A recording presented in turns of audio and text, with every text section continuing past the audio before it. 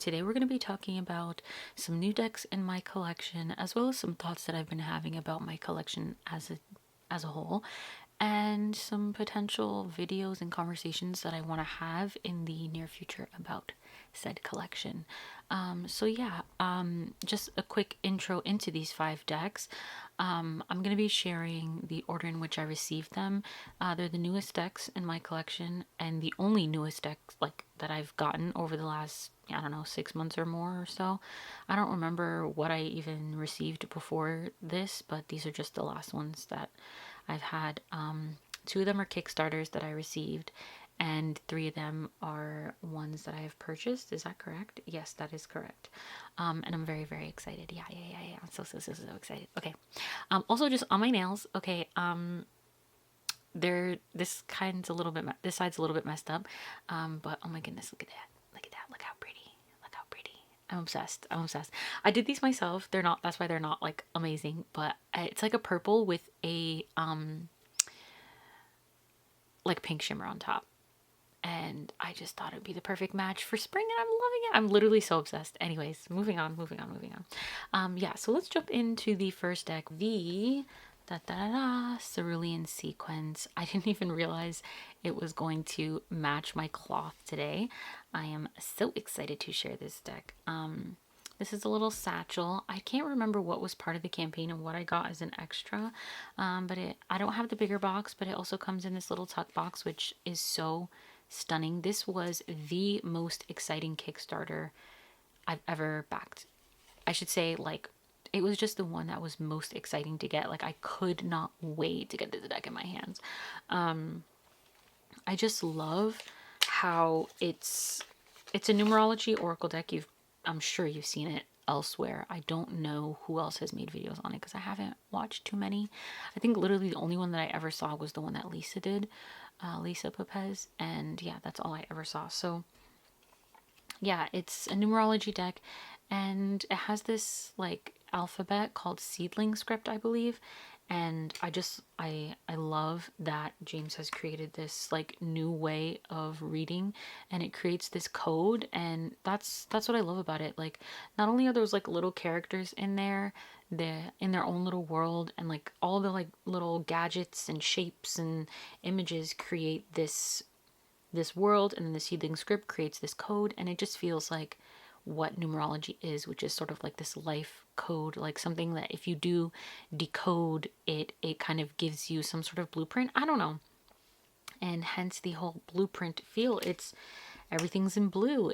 I don't know. It's just so fucking amazing. And so with the seedling script, there's no key anywhere, so you have to decode it yourself, and I love that about it because it just was so exciting. I remember when I got it, it took me 2 days because I couldn't spend multiple hours the first day I got it to decode it, but I did spend as much time as I could on that day doing that. And so you have to go pretty much one by one, and with the guidebook as well as the cards, just go through and determine little by little. If I read this and I know that, oh, this right here, I'll only tell you one or whatever.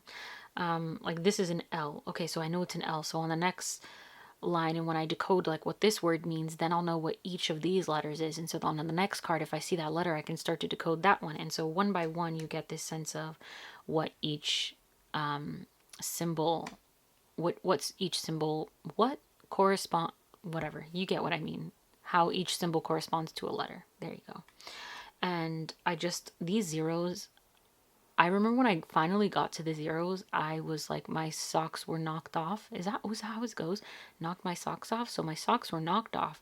I was so excited, but I do feel like they were following me, and I don't like it. The most recent card I got that was supposed to accompany my cards for March was this zero, and they all are death related and catastrophic, and I don't like it.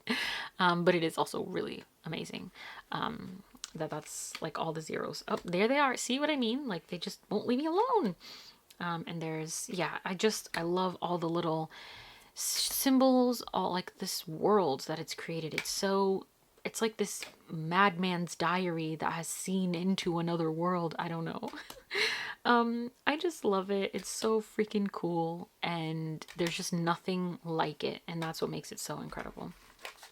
I'll show you a little of the guidebook in case you haven't seen it, but I love how it's like a regular book. Like, that's really cool. You don't really see that with decks. And yeah, there it is, the cerulean sequence. So freaking cool. But yeah, you have like an introduction. There are spreads in there.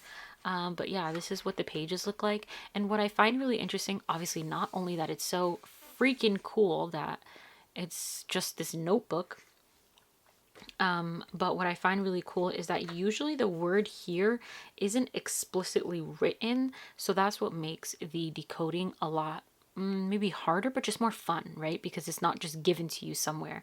Like, this is here, but you're not going to see it necessarily elsewhere. You might, and so that makes it more of a challenge to go card by card. And so you decode more so through the cards, if I remember correctly, as opposed to through the book itself. Yeah, so it's really interesting that way. And I love that, you know, not only is the deck unique, but this guidebook is unique. Everything about this deck is super special, and like I said, there's nothing like it, and I'm just so grateful for it. I also got the dice, which I freaking love. I haven't really used it that much because I don't use dice that much, but it's 10 sides and it has 0 through 9 as the deck does, so it's perfect, and I love it. I love it. So pretty, right? Isn't it so pretty? I love it. Thank you. I'm so happy. And the other thing is the coin, which I believe there was, I forget which one was supposed to be Kickstarter. There was something else that this was supposed to be anyway. This is the yes side, and this is the no side. Super pretty. I love it. Let me just double check what it's called. Kuzo. Yeah, this, I think the figure is called Kuzo, or they are Kuzo, all of them. I'm not exactly sure, but every time I think of it, I forget what it's called because it always makes me think of Avatar and Kuzan. So that's really cool. Like, I feel like Kuzan would just always say yes. Kuzan would always say yes. And yeah, I love it. I'm just gonna... No, Kuzan says no. Okay, I guess maybe there are things Kuzan would say no to. Like the fact that the Fire Nation did not fight the Air Nomad army. Because the Air Nomads did not have a formal military, so the Fire Nation beat them by ambush. So, anyway. Deep cuts. Anyway, let's move on to the next deck. Next we have the Iwapele deck, the Iwapele Tarot. I am going to apologize in advance for my pronunciation. I started and haven't finished some videos on Yoruba alphabet and pronunciation, so I'm gonna try my best not to read too much so that I don't, you know, like say words too incorrectly. But once again, we have a blue deck. This is the last blue deck, I will say. The rest of the decks are heavily more in the black and white direction. But yeah, this deck has... The box is kind of annoying because if you stand it up, like, it doesn't really stay. Like, it's not very good about staying together. Anyways, kind of frustrating. But yeah, it's so lovely. Anyway, okay, let's just get into the deck. Okay, so this deck, let's see if it says on the back. This deck, let's read the back. I thought I was going to read the back, but then I decided against it, but then I decided, yeah, we should. So it says, discover the rich symbolism of this exquisite deck designed to honor and explore the essence of our humanity and sojourn in Ile Aye. With its vibrant colors and symbolic imagery, Iwapele Tarot features original artwork inspired by the rich heritage of the Yoruba people, Isheshe, and the timeless wisdom of Ifa. Whether you seek guidance, clarity, or a deeper connection to your roots, Iwapele Tarot provides a sacred space for introspection and transformation. inviting you to embark on a journey of self-discovery and spiritual enlightenment. Yes. Okay, so this deck is like, I don't even know how to explain what this deck has done for me. I feel like it's, in a sense, so these are the backs. I feel like this deck is what I've wanted in a African-based deck all along. And so this deck just meets so much. It just has, the soul of this deck is just what I've been looking for, and I just love it. I've just wanted an African deck for so long, and this one just speaks in the way that I don't know, I don't want to say the same thing over and over again, but it just speaks in the way that I want.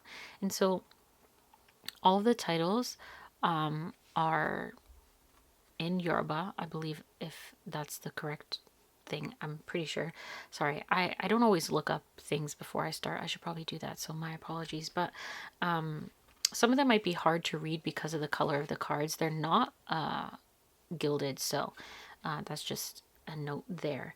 But look at this. Isn't it not absolutely stunning? Like, look at this fool. But it's not the fool. It's, for example, let's pop open the guidebook so we can see. It's Ewe. And so it says, in awe, a child rushes toward a river brimming with excitement to explore. He embodies a blank canvas, innocence and trust, a pure spirit, untouched by the notions of good and evil. Despite his loyal dog's attempts to hold him back, his curiosity propels him. Here we go. I wanted to pull the card here while we look at it. His curiosity propels him forward, unaware of potential risks. Surrounded by paradise of playful elements, his eagerness outweighs caution, drawing him closer to the water's edge. Within each of us resides a child, trusting, filled with a sense of adventure, and ready to embrace new experiences. Ewe exalted is faith that moves mountains. However, at its lowest, it's a dog disregarding the hunter's call. And IRE, and I looked up IRE and IBI, and I'll put it on the screen just so that you can understand, because I'm not going to be able to explain it really well. But anyways, in IRE, it's authenticity, child of God, happy-go-lucky, independence, innocence, leap of faith, perfection, wanderlust. And in IBI, it's attention deficit, brat personality, dead on arrival, oh god, delusions of grandeur, false sense of security, lack of self-awareness, leaving the spiritual path, and vagrancy. Very interesting, no? So every card is like this. It has like this description, and it has an IRE and IBI, and I just love it. I got Eshoiba for one of the cards. I started using this for the Jean-Michel's Weaver membership and the journey that we take in, the Enchanted Library this year is what it is. And I haven't caught up to March, honestly, but this deck has just been so perfect for that practice for me. And so I get to write a story with this deck about my life and my experiences. And so it's been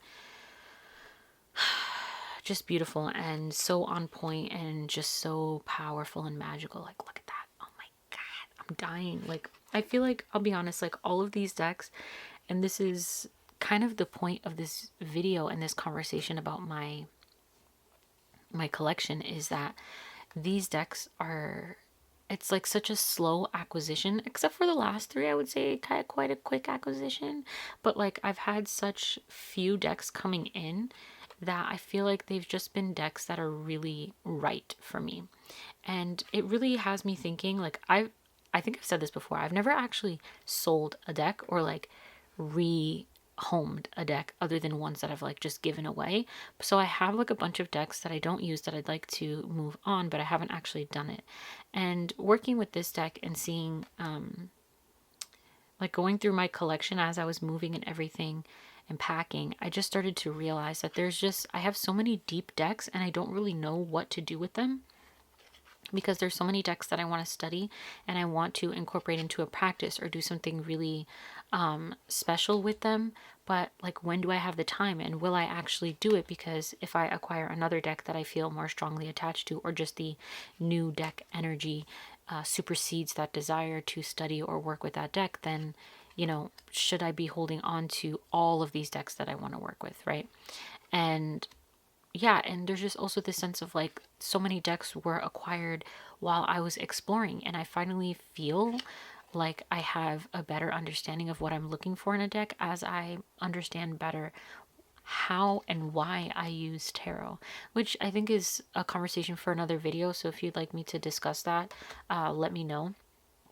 But yeah, it's just really made me question. So I kind of have this like long list of decks that are like deep decks that I either they're deep or they're ones that I just want to do some other type of study or some other type of thing with them, that they just require more out of me for whatever reason that is either sort of innate to the deck or just my personal relationship with it.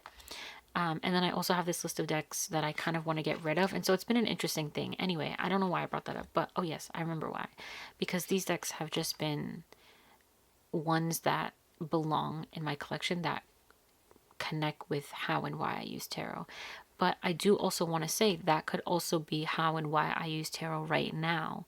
And and so I don't necessarily want to get rid of too many, and I don't want to discount that, once they're in my collection, they can stay there for the rest of my life. I don't have to get rid of decks that I don't think I'll work with in the next 5 years, because I could work with them in 6 years or 10 years.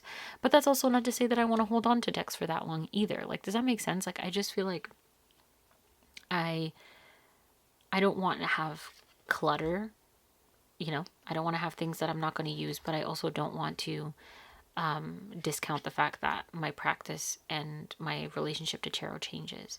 But I do feel like I'm just at a place where I understand it better.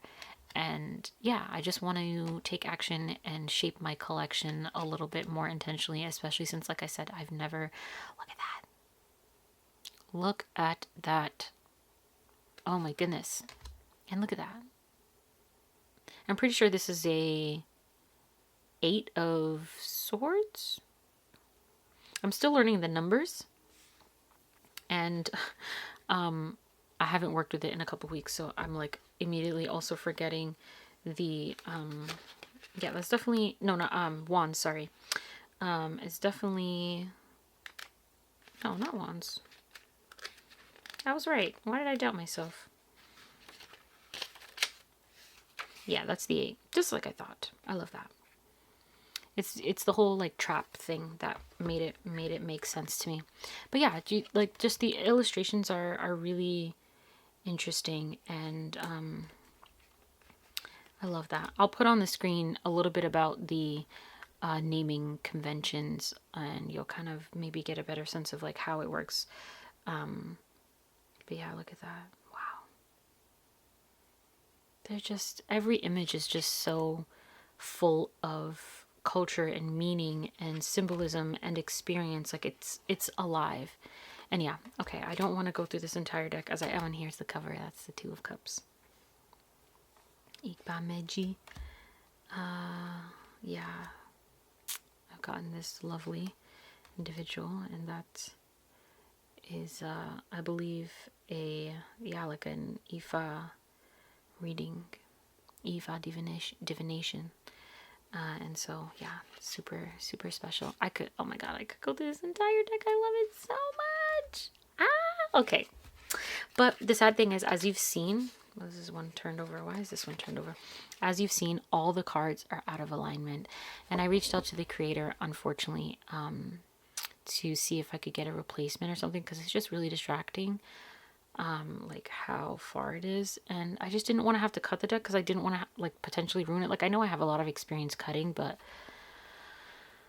at the same time, it's like if I cut it, then I don't know, you know what I mean? So, but anyways, but it turns out that this was a widespread issue with the printing, unfortunately. And yeah, so I feel sad for my deck, but I feel more sad for the creator that this was something that ended up going wrong with their decks. And like, once you do a print run that large, like, I don't know how it works, but as far as I understand, it's not like you can just like print, hundreds of decks over again. without additional cost or whatever the case may be. I don't know. I don't know the behind the scenes, but I just, I feel for the creator that that's a really shitty situation to be in. But I will say that doesn't take away from my absolute love and respect and honor and appreciation for this deck. It's absolutely stunning. It's, like I said, it's what I want in a West African deck, and it just feels like home for me. I'm so very excited to have this in my collection in the long term. It's super special. And I believe it doesn't say on here the organization that's created it is Native Authority. Oh, actually, I don't have to put it on the screen. Sorry. Here it is. There it is. But yeah, maybe you can read this if you're interested to just read the introduction. But yeah, thank you. Thank you, you are belle. I always say it wrong. I'm so sorry. Still learning it. Still learning. The next deck that graced my collection was the Murder of Crows. And I told my friend, I was like, I actually can't believe I haven't had this deck all this time. It just seems like one that I would have. But there were just so many times that like I almost got it and I didn't. But like this is the perfect time. I am so glad I got it now. God, timing is just so absolutely wonderful. And I'm just be so grateful for like when things just work out in a time. It just does so much for me. Now, I will admit, I love that this guidebook, obviously it's a Los Scarabeo deck, so it has, all the languages in it. So the guidebook is really only this thick in English, well, in each language. But I love that the guidebook has like a lot to say in the beginning. And I will be honest, I haven't read the whole thing, which is really not the best. But anyway, I love that. I did read some of it. I haven't read all of it, but that's really, really cool. And I love the descriptions. You've seen this deck, so I don't even want to spend too long on it. But for me, the reason why I got it finally was because as I was in the process of moving, I found, not even in the process of moving, you know how like whenever I record videos, there's always some kind of, oh, sorry about that. There's always some kind of crow activity happening. Oh, what was that about? That was the crows, I feel like.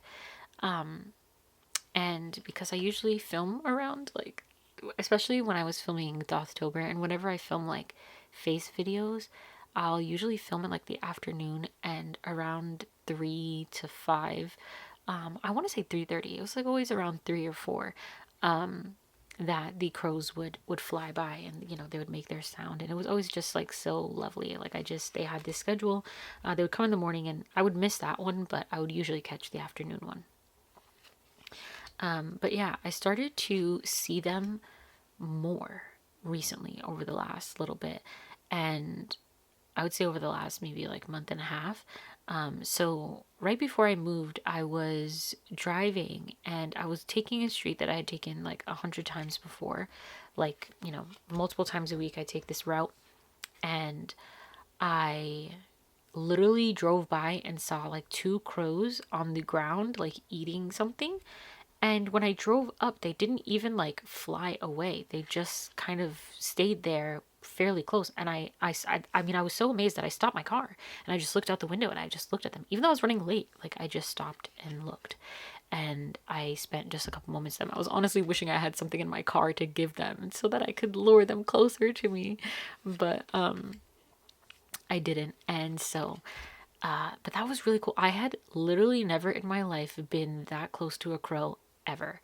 Like, they're always nearby, or they're up in a tree, or they're flying over me, like, but they're never that close. Like a tree, them being in a tree is the closest I've ever been. And so that was just so lovely. I just felt like, wow, this is so fucking cool. Like, I have never been this close, and it feels so special. Because I already love them so dearly. I even have this already, has been part of my space for quite a while.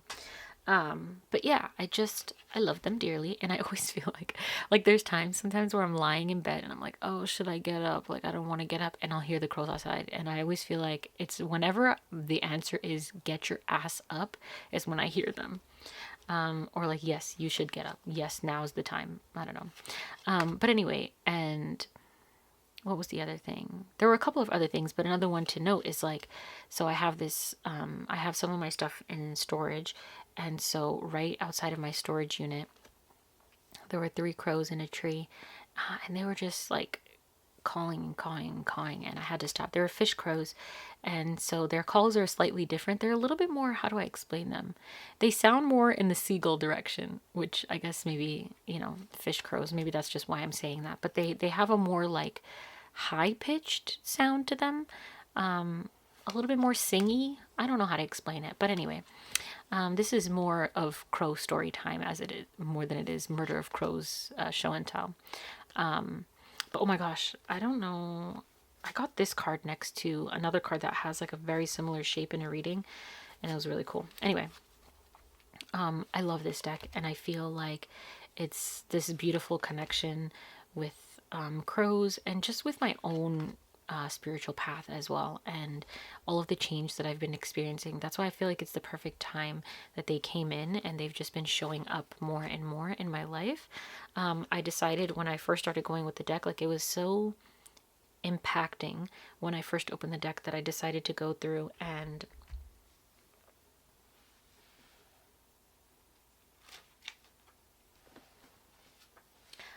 write a blurb for every card in the major arcana. Like I had such an intense feeling with the Fool, and I said, not a fool, but a pilgrim. Is this a fugitive of responsibility?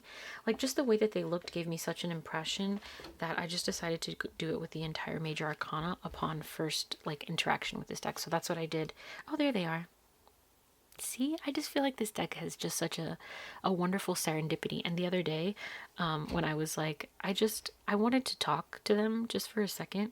And I was just like, I had this feeling of like, I was like, I'm going to talk to you. I'm going to say something, and I want you to respond. Like, just say something back. And the thing that I said was, you're coming closer. And then I pulled a card, and it was this. Like, how fucking incredible is that? That is literally the perfect card I could have gotten. It's them looking at, like, watching me and getting closer to me. But also what's really cool is that I've just noticed I have this relationship with the Four of Cups that just won't quit ever since I got the SKT.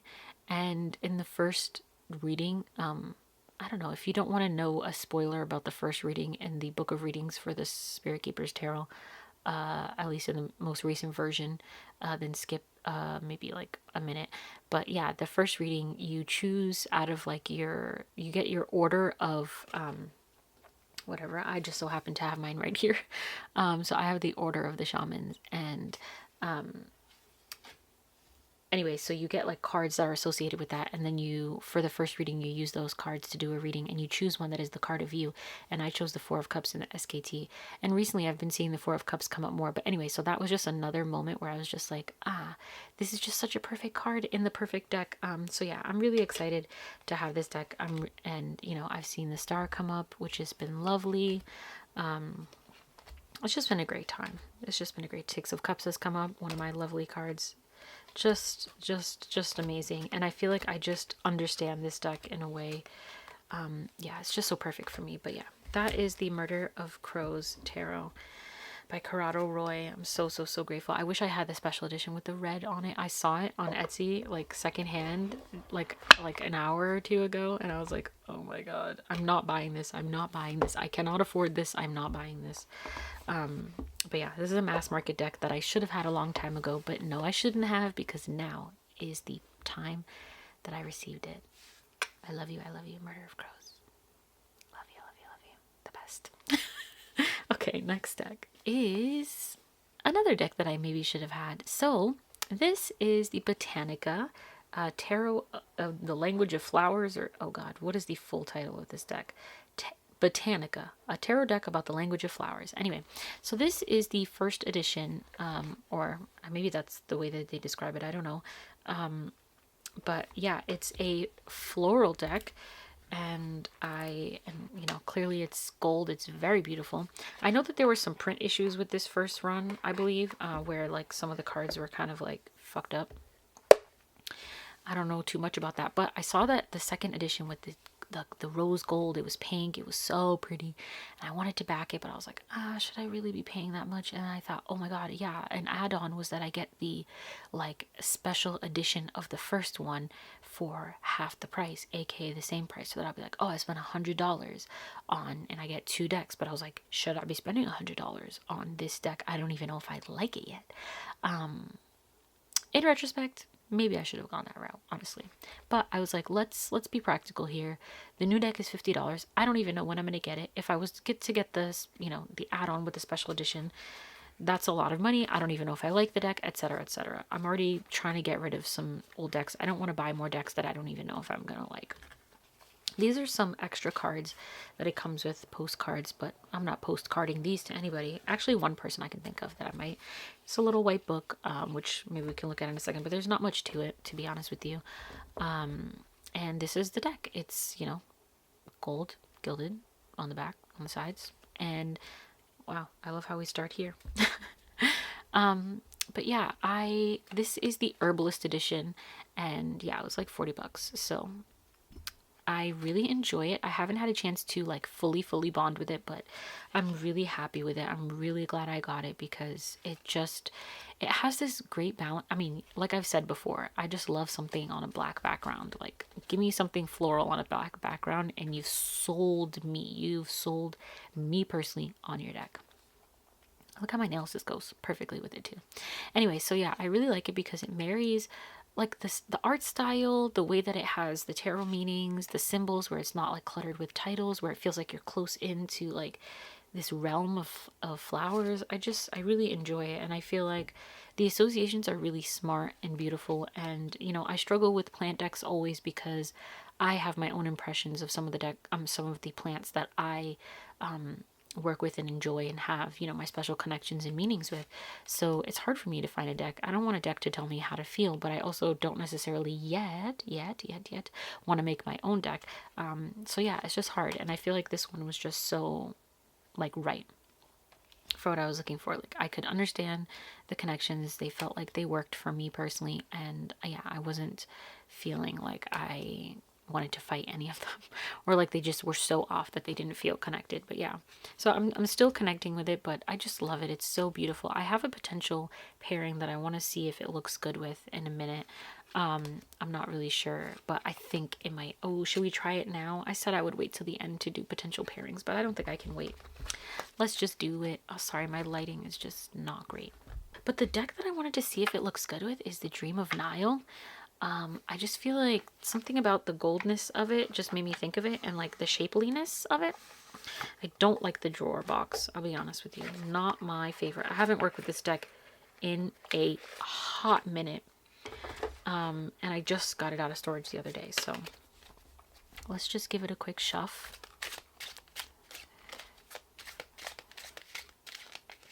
And we'll see. Oh, I feel like it can work. I hope it works, guys. What do you think? Is it gonna work? Well, it works if I decide it works, but also maybe I'll move this even further over here. Yeah, that's better. Maybe this one will glare. Whatever. Oh yeah. That's it. It's working. I think it works. What do you think? Sorry for the glare. I wish I could cover it. Let me see if I can.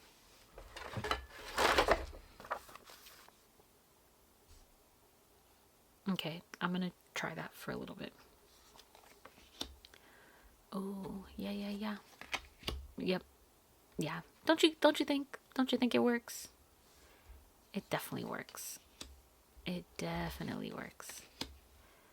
I'm trying to cover the glare, guys. I'm doing my best. Look at that. Alright, let's see if we would read something here. So we've got Rebirth and the Ten of Swords. Okay, yeah. And look at how like those fingers, it's almost like the fingers are these, and it's like it's showing that the new beginning is of your own making, and like you create what comes next. And maybe your hand was in the death of what has ended here. I'm sure there's so much more that I could read. I don't know. But yeah, I just love that. I'm sure there's also more that could be read into the fact that this is the two of Pentacles and with the Five of Swords, it's like, you know, maybe there's an upside and a downside. If I know what plant this is, I can learn more about that. And the God of Water with the 3. Yeah, it works, guys. Look at that. Doesn't it? Doesn't it just work so wonderfully? I think it goes. I love it. I love it. Ooh, especially because, oh my gosh, like there's so much white in the black. Oh my goodness, guys, I'm obsessed. Okay, I don't know what to do with myself. I'm so happy with this. Oh my goodness. Look at that.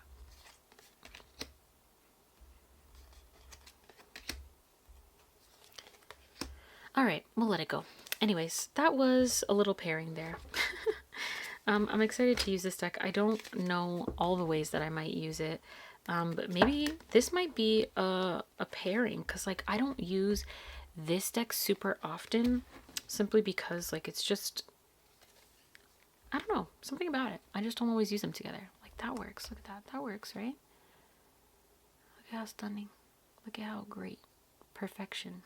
Absolute perfection, I think.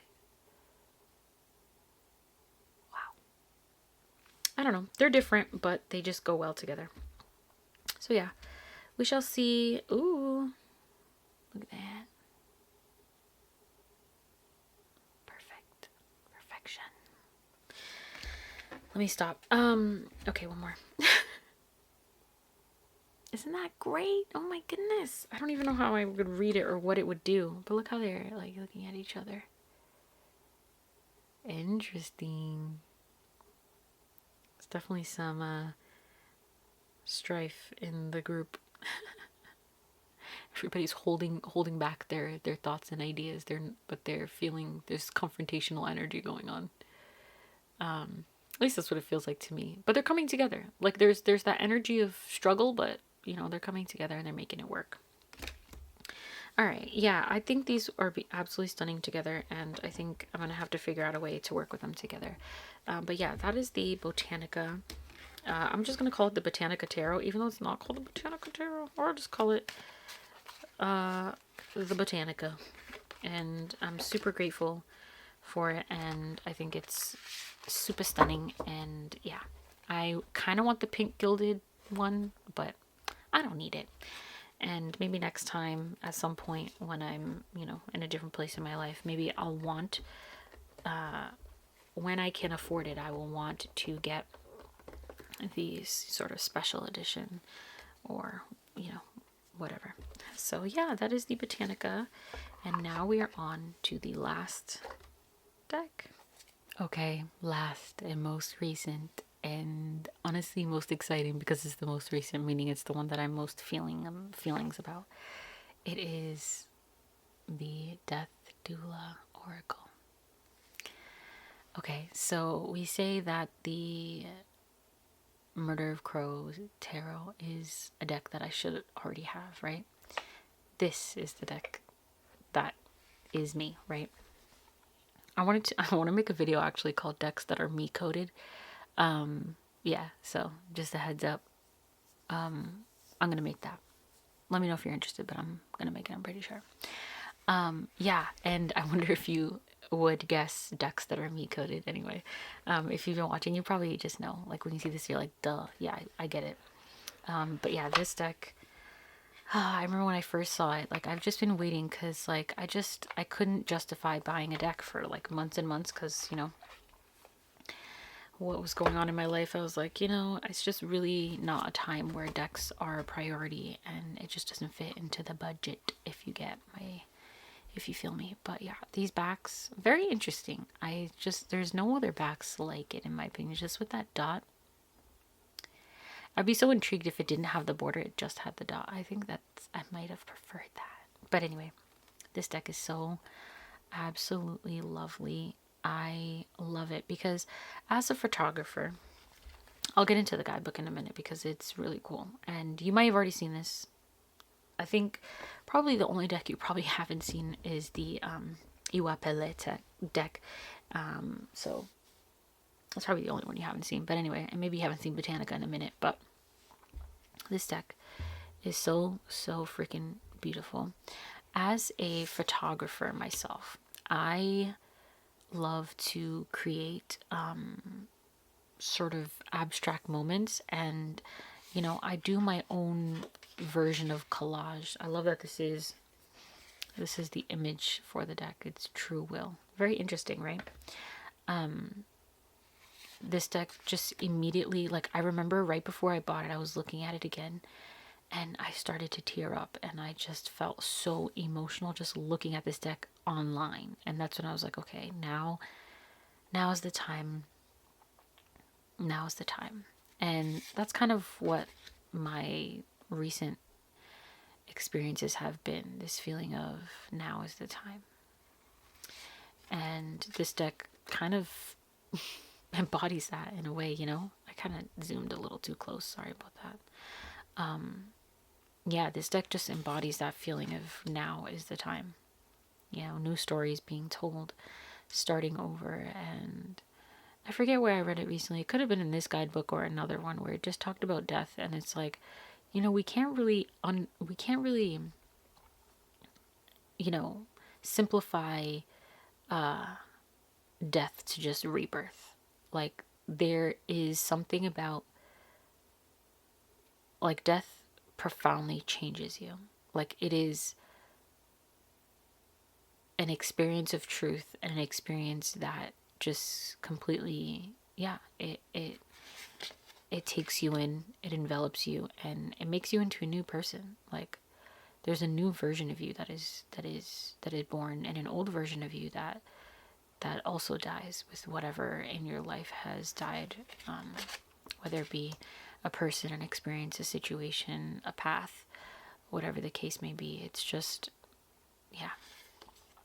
And this deck just embodies so much of what the kind of art that I love, that I make, to a degree. It's not exactly the same, but these like layered images with, double exposure or, post-processing that's very, interesting and doesn't really say anything specific, but has this evocative quality to it. It's just exactly what makes sense to me. And yeah, I just love it so much. So much. I literally have a picture that looks like this, but I have so many images. This one really was part of a recent reading that just really, yeah, I got to explore with my deck, Mosaic Oracle, which I haven't really talked about, and I am going to be making a video on decks that I've made. I've only made 2 decks of like that I've actually printed and have. I'm working on another deck, which is like mirrored images. If you've seen oh god, now I can't think of the name. If you've seen Mags Black, oh god, if you know the name, I know you're probably yelling right now. Ooh, Tree Whispers? Tree Whisper. Yeah. Similar to, well, same concept, but obviously my photography and my my perspective, my feeling. And I think I have a title for it, but I don't know when that's ever going to come out. These are just, personal passion projects that I like to do. But anyway, what was I saying? Yeah, this deck just feels like the art that I want to make, that feels close to my soul, and it just speaks to me. It really does, like at my core, like it just speaks to me, and I just have such a love, reverence, and appreciation for it. And this, when I did my like deck interview with this, yeah, there's just so much here. And I can just imagine that every time that I work with this deck, this deck also accompanied me in this like psychic channeling mediumship circle that I just started, and it did really well along with the ritual tarot. Oh my god, Chef's Kiss was such a brilliant experience for me, and it just showed me like how much I've connected with cards, so much so that I'm able to, well, obviously, right, receive you know, and channel with them. And that's, I mean, that's the whole point, right? But it just really showed me, like, it just showed me what I've been able to cultivate with cards, like this experience. And you know, I have been thinking about offering readings, and that's something that I definitely plan on doing in the very near future. So yeah, let me know if you're interested in that. I would definitely, they're going to be very low cost, because I am the beginner. I am a beginner in reading for others, but I also don't believe in free labor in that sense. I just think it's something that there's an energy exchange, and so I feel like, does that make sense? I don't know if I'm saying that properly, but I hope you understand what I mean. So yeah, they'll be very low cost, but yeah, I'm just really excited to embark on that journey. This deck has already accompanied me in said journey, and I'm just so excited. I love the keywords in this deck. I love the artwork. God, there's so much I could say. You've seen this deck. You've seen it. You've heard people rave about it. I am sure of that. If you watch my channel, I'm sure you've seen many people. But yeah, this deck, so what's really cool about it, right, is that there are the meanings, right? I love that this deck, and that's why it says this deck is intended for anyone who chooses to live in alignment with their truest self. Can you even read that? So yeah. But what I love about this deck is that, yes, it has the meanings. Here we go, right? So it has the cards, the meanings here. But, you know, once you get to the end, it's pretty quick.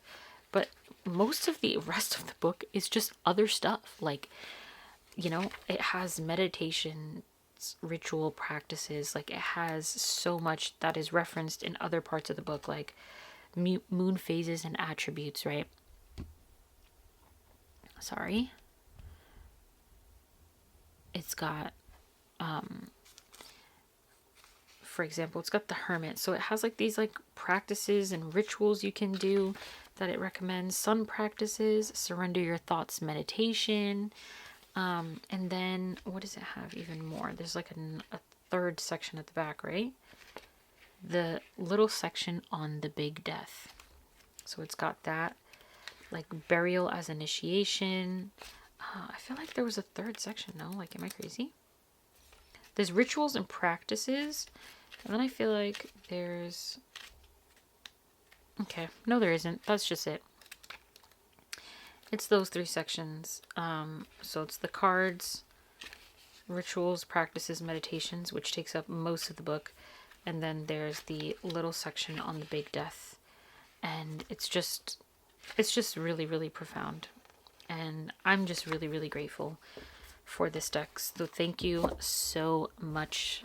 Thank you so much for watching. Thank you for being here. Thank you for yeah, just your presence on my channel. I'm so happy to share these decks with you. Let me know what you think about these decks, about anything that I've said in this video. I'm really curious your thoughts. Yeah, I'm just really, as always, excited to share my process and journey with you all. And this has just been a really interesting time for me with tarot, especially because over the last months I really hadn't been working with tarot very much.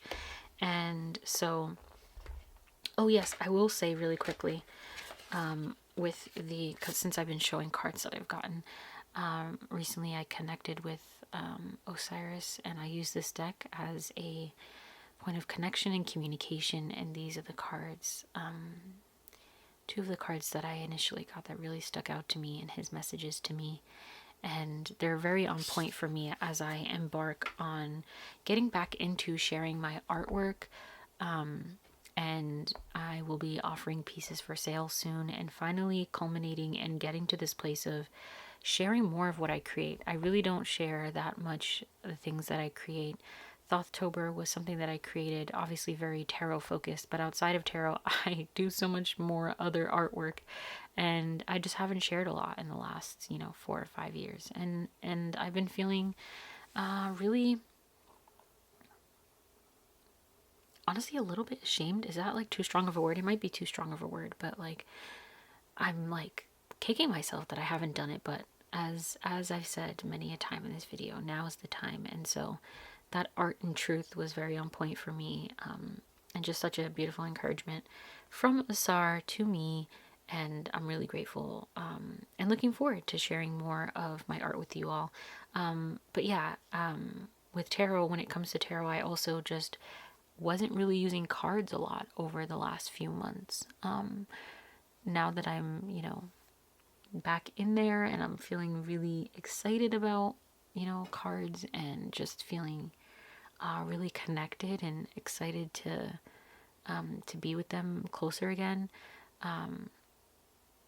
I'm just looking forward to sharing more, but also just getting to experience more and more of my own connection and communication with the divine. So, yeah, let me know what you think about what I've said in this video. Thank you for sticking around. If you are still here, please leave a skull in the comments, to, obviously represent this death doula, but also memento mori, that we are going to live our life to the fullest, that we are going to live in alignment with our true selves, and just make the most of every moment, just being grateful, and trying to, at least for me, bring joy and beauty and peace in everything that I do with, everyone I interact with.